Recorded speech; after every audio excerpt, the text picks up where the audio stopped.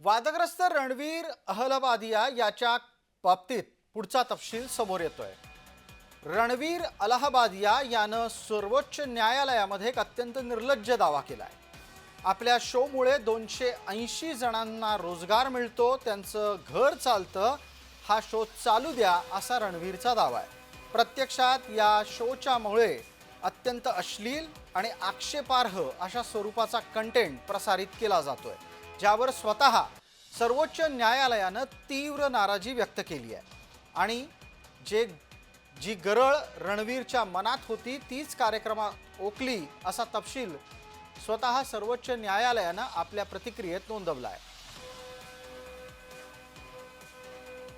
आमचे सहकारी चेतन किर्दत्त या निमित्तानं जोडले गेलेले आहेत। चेतन, माझा आवाज तुमच्यापर्यंत येतोय? हो sir.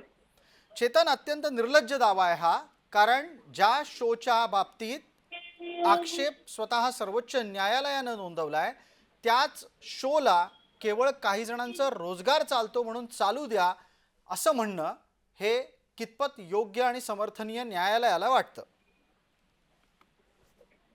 Sir, India's got latent नावाच्या शो मध्ये रणवीर अलाहाबादी यांनी एक वक्तव्य जे आहे ते केलं होतं आणि त्या वक्तव्यानंतर टीकेची झोड जी आहे ती उठताना आपल्याला पाहायला मिळालेली।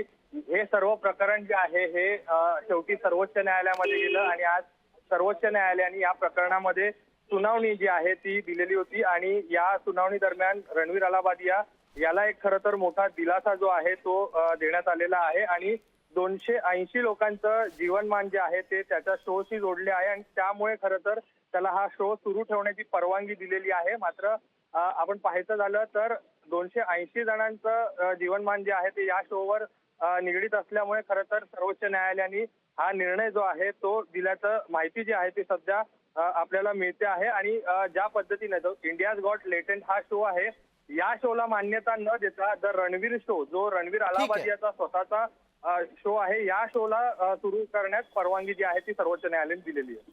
धन्यवाद चेतन। जो शो अत्यंत वादग्रस्त ठरला, नशिबानं तो शो सुरू होणार नाही, हीच यातली चांगली बातमी म्हणायला हवं।